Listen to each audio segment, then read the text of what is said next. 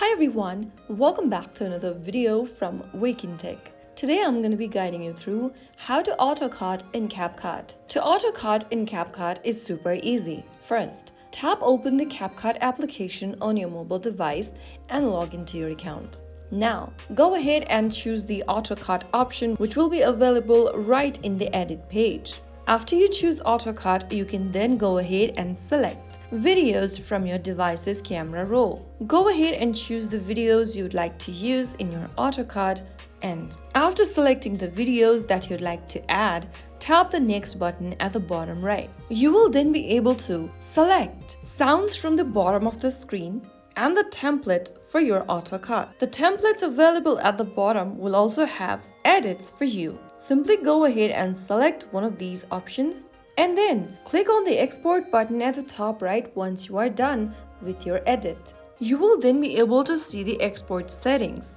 You can go ahead and save and share your video, or you can tap on save to device to save the video on your camera roll. And that's how you can easily use the AutoCut feature in CapCut. If you found this video helpful, make sure to give us a thumbs up and subscribe for more editing tips. Thanks for watching and happy editing!